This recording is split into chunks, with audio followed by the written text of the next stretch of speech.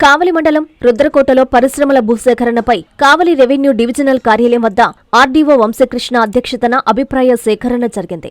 మూడోసారి జరిగిన ఈ సమావేశానికి గ్రామస్తులతో పాటు ప్రజా సంఘాల, వామపక్ష పార్టీల నాయకులు మద్దతుగా వచ్చారు. పక్క గ్రామాలకు ప్రకటించిన పరిహారాన్నే రుద్రకోట భూములకు ఇస్తామంటే ఒప్పుకోమని రైతులు తేల్చి చెప్పారు. జాతీయ రహదారిని ఆనుకుని ఉన్న రుద్రకోట భూములు మార్కెట్లో అధిక ధరలు ఉన్నట్లు ఆ మేరకు పరిహారం ఇవ్వాలని డిమాండ్ చేశారు. పలువురు ప్రజా సంఘాల, వామపక్ష పార్టీల నేతలు రైతుల నుండి బలవంతంగా భూములను లాక్కోవడానికి ప్రయత్నిస్తున్నారని రాష్ట్ర రైతు సంఘ నాయకులు తాళ్లూరి మాల్యాద్రి ప్రశ్నించారు. స్థానికులకు ఉద్యోగ కల్పన అంటూ చెబుతున్నారు కానీ సూపర్వైజర్ ఉద్యోగాల నుంచి ఇతర రాష్ట్రాల నుంచే వచ్చేవారికి కేటాయిస్తున్నట్లు చెప్పారు. కాలుష్యం ఉండదని బీపీసీఎల్ అధికారులు అసత్య ప్రచారం చేస్తున్నారని అన్నారు. బీపీసీఎల్ కంపెనీ ఏర్పాటు చేయడం వల్ల రుద్రకోట భూమి నీరు కాలుష్యం అవుతుందన్నారు. కంపెనీ ఏర్పాటు వలన వివిధ వృత్తిదారులకు అన్యాయం జరుగుతుందని, వారికి న్యాయం జరిగేలా చర్యలు తీసుకోవాలని కోరారు.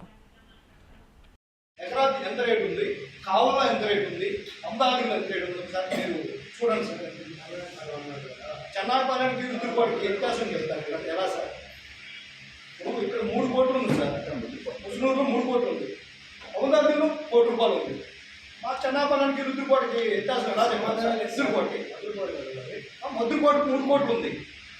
మా రుద్రకోట 2 కోట్ల చిల్లర ఉంది సార్. మెయిన్ బైపాస్లో మా ఊరికి వచ్చినప్పుడు 70 లక్షలు 80 లక్షలు జరుగుతుంది సార్. మీరు వాళ్ళతో పొంతలు పెట్టారా సార్? కరెక్ట్ కాదు సార్.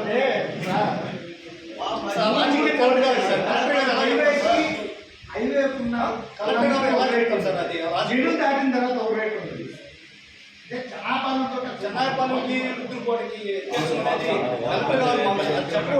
కిలోమీటర్ అంటున్నారు రోడ్డు కొంచెమే సార్ మాట్లాడి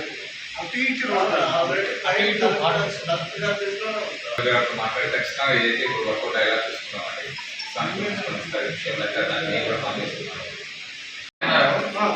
ఈ పనుల్ని రావులు, చేవూరు, చెన్నాయిపాలెం కాకుండా ఈ మధురపాడు ఈ భూములతో పోల్చమని ఏవైతే కోరారో ఆ విషయాన్ని మరోసారి తీసుకెళ్తాను. అంతేకాకుండా ఇంతకుముందు అంకమ్మ తల్లి గుడి ఆ పాట విషయం చెప్పారు. అది కూడా తప్పకుండా తీసుకెళ్ళి ఆ దైవ సంబంధ విషయం కాబట్టి అది కూడా చేసే ఏర్పాటు చేద్దాం. దాని తర్వాత ఈ రుద్రకోట కూడా మొదలైతే షార్టెస్ట్ కోర్టు పిల్లలు వస్తున్నారు, ఇప్పుడు లాంగ్ అవుతారు అన్నారు కదా, అది కూడా తప్పకుండా డిస్కస్ చేద్దాము. చాలా రోజుల నుంచి గుమ్మడి ప్రయత్నాలు కూడా చేస్తున్నారు. ఆ పట్టాలని యాక్టివేట్ చేసి రోడ్ వేయాలని చెప్పి దాన్ని కూడా డిస్కస్ చేస్తాము.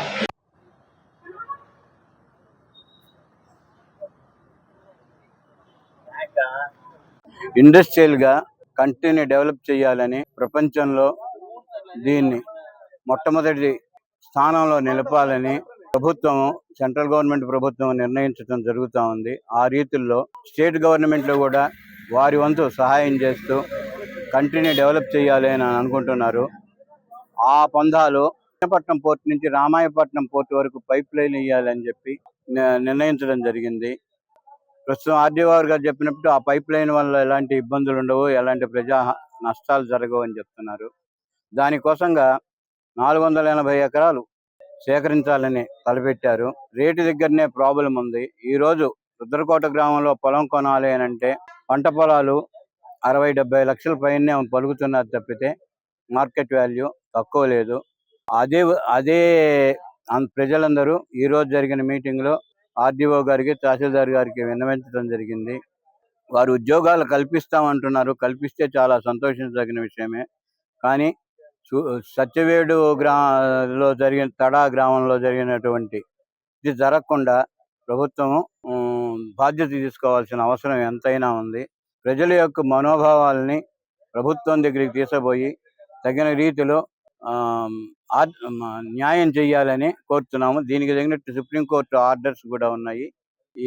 భూములు సేకరించేటప్పుడు ప్రజలు ఎలాంటి ఇబ్బందులు పడకుండా, నష్టాలు పడకుండా వారికి తగినటువంటి కాంపెన్సేషన్ ఇవ్వాల్సి ఉంటుంది అని కూడా చెప్పడం జరిగింది.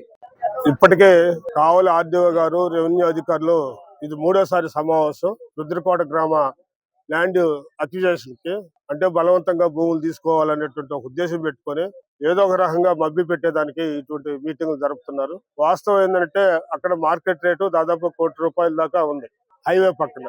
దాని విషయం ఏం ప్రస్తావన చేయటం. అదే రకంగా ఎంప్లాయ్మెంట్ క్రియేషన్ కూడా, ఉద్యోగ కల్పన కూడా ఏం గ్యారంటీ చెప్పలే.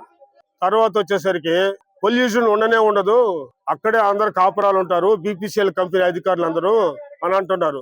బీపీసీఎల్ కంపెనీ వాళ్ళ అధికారులు ఉండరు. ఇప్పుడు కృష్ణపట్నం దగ్గర అక్కడ ఏం చేయటంలే. కృష్ణపట్నం వాళ్ళు ఆడ ఉన్నటువంటి ఆఫీసర్లు అందరూ నెల్లూరు టౌన్ కు వచ్చిన్నారు, ఎవరు లేరు అక్కడ. ఆడ జనం బాధపడుతున్నారు. ఆడుంటే మొత్తం బూడిదైపోతుంది, ఒళ్ళంతా మంచినీళ్లు పాడైపోతున్నాయి. ఇప్పుడు ఇక్కడ బీపీసీఎల్ కంపెనీ పెట్టిన తర్వాత రుద్రకోటలో మంచినీళ్లు పూర్తిగా పొల్యూట్ అయిపోయి అదంతా కలుషితం అయిపోయింది. నేల కలుషితం అయిపోద్ది, గాలి కలుషితం అయిపోద్ది. ఇది పరిస్థితి అన్నమాట. అందుకని దీనికి గ్యారంటీ ఏంది? గవర్నమెంట్ ఏమైనా జీవో ఇస్తుందా, లేకపోతే నష్టపరిహారం ఇస్తుందా, ఏంటిదని చెప్తాంలే. అదే రకంగా చదువుకున్నటువంటి పిల్లకాయలు ఉన్నారు, రెడ్లలో, ఓసీల్లో, బీసీల్లో, ఎస్సీల్లో, ఎస్టీల్లో, గిరిజనుల్లో ఉన్నారు. వాళ్ళ సంగతి ఏం చెప్తాంలే. చదువుకున్న పిల్లకాయల సంగతి మేము గ్యారెంటీగా ఎక్కడ ఉద్యోగ కల్పన మన వాళ్ళు చెప్తున్నారు. ఇప్పటికే జార్ఖండ్, అదే రకంగా బీహార్ లో ఉన్నటువంటి వాళ్ళ, అస్సాము, ఆ ప్రాంతంలో ఉన్నటువంటి టెక్నీషియన్స్ తీసుకొచ్చుకుంటున్నారు. ఇక్కడ ఉన్నటువంటి వాళ్ళకి మేము స్కిల్ డెవలప్మెంట్ చేస్తామని చెప్తున్నారు. అది మాత్రం ఏ రకంగా జరగదు. ఇప్పటికే చాలా మందిని చెవుర్లో ఆడ రామపట్నం దగ్గర ఇండోసోల్ కంపెనీకి ఎంప్లాయ్మెంట్ తీసుకొని 2 నెలలు ఉంచుకొని ఆమెను 3 నెలల వెనక పంపించారు. అదే పరిస్థితి చేస్తారు. దానికి గ్యారంటీ ఏంది? గాలికి కలుషితం కాదు, ఉద్యోగం కల్పిస్తాము. వృత్తిదారులు ఉన్నారు, గుమ్మడి బంధులు, గీత వృత్తిదారులు, వాళ్ళు అన్యాయం ఇప్పుడు దాదాపు 200 కుటుంబాల పైచిలకు. అదే రకంగా రుద్రకోట ఊళ్ళో ఎస్టీలు ఉన్నారు, గిరిజనులు, ఆ యొక్క ఈత పొలలో అల్లుకొని బుట్టలు అల్లుకొని చేసేటువంటి వాళ్ళు. వాళ్ళ సంగతి ఏంది? అదే రకంగా మిగతా వృత్తిదారులు ఉన్నారు, బొంకులు పెట్టుకొని అదే రకంగా చిన్న చిన్న వృత్తులు చేసుకునే వాళ్ళు ఉన్నారు. వాళ్ళ సంగతి ఏంది? ఇవన్నీ చెప్పాలా. నువ్వు ల్యాండ్ తీసుకున్న తర్వాత బతుకు తెరువు సంగతి ఏంది? దానికి గ్యారంటీ ఏంది? ఇవన్నీ విషయం చెప్పాలా గౌరవనీయులైనటువంటి ఆర్డీఓ గారు, అదే రకంగా నెల్లూరు జిల్లా కలెక్టర్ గారు. అయ్యేం చెప్పకుండా మేము మరలా మీటింగ్ చేస్తున్నాం. డీడీ అంటే వారం రోజుల కిందట ఆంధ్రజ్యోతిలో డిక్లరేషన్ ఇచ్చారు. అంటే మేము తీసేసుకుంటామని దాన్ని సర్ది పెట్టి ఈరోజు ఆర్డీఓ గారు మాట్లాడుతూ ఉన్నారు. ఆ ఆర్డీఓ గారు, గౌరవనీయులైనటువంటి ఆర్డీఓ గారు అట్లా మాట్లాడటం కూడా కొంచెం ఇది కాదు. ఒక రకంగా బలవంతంగా మన భూములు తీసుకోవాలనే ఇతోటి ఉన్నారు. చెన్నాయిపాలెం అన్నారు, చెన్నాయిపాలెంలో 4 రోజుల క్రితం మహిళలు అందరూ వచ్చారు, మేము భూములు ఏమో అని. ఇదంతా ఆందోళనగా ఉంది ఆ ఊరంతా కూడా. ఒక తట్టు ఏమో ఇస్తున్నారు, ఇంకో తట్టు ఆందోళన, ఎటు పోవాలా ఎటు చేయాలనేటువంటిది. అందుకని లా అండ్ ఆర్డర్ సమస్యను ఒక రకంగా ప్రభుత్వమే సృష్టించడం అనేటువంటిది సరైనది కాదు.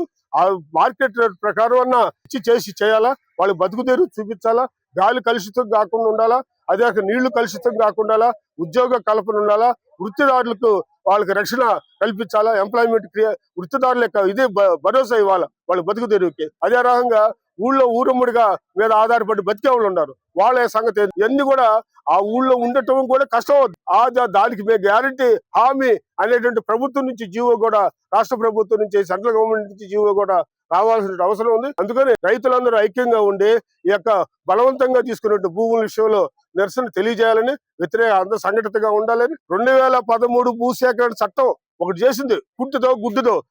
దాని ప్రకారం చేయాలంటే దాని ప్రకారం కూడా చేయటం లేదు. చాలా దుర్మార్గమైనటువంటి పరిస్థితి. 2013 భూసేకరణ చట్టం కింద భూములు తీసుకుంటే ఈ ఫలానా చేస్తామని ఉంది, అది చేయటం లేదు. అందుకని ప్రభుత్వం వెంటనే కూడా 2013 భూసేకరణ ప్రకారం ఖచ్చితంగా చేయాలని వ్యవసాయ కార్మిక సంఘం, రైతు సంఘంగా మేము తెలియజేస్తా ఉన్నాం. మెడికవర్ క్యాన్సర్ ఇన్స్టిట్యూట్ మన నెల్లూరులో అత్యంత అనుభవజ్ఞులైన వైద్య నిపుణుల ఆధ్వర్యంలో అన్ని రకాల క్యాన్సర్ వైద్య సేవలు. అధునాతన పెట్ సిటీ స్కాన్ ద్వారా 5 నిమిషాల్లో క్యాన్సర్ నిర్ధారణ మరియు చికిత్స అందిస్తోంది. దక్షిణ భారతదేశపు మొట్టమొదటి హాల్సియన్ రేడియేషన్ థెరపీ మెషిన్ మరియు బోన్ మ్యారో ట్రాన్స్ప్లాంట్ అందుబాటులో కలదు. ఆరోగ్యశ్రీ మరియు ప్రభుత్వ అనుసంధాన ఉద్యోగులకు సిజిహెచ్ఎస్, ఈహెచ్ఎస్, ఆరోగ్య భద్రత, మరెన్నో బీమాలు మరియు నగదు రహిత చికిత్స అందిస్తోంది మీ Nellore Medicover cancer institute, Chintareddypalem, Nellore.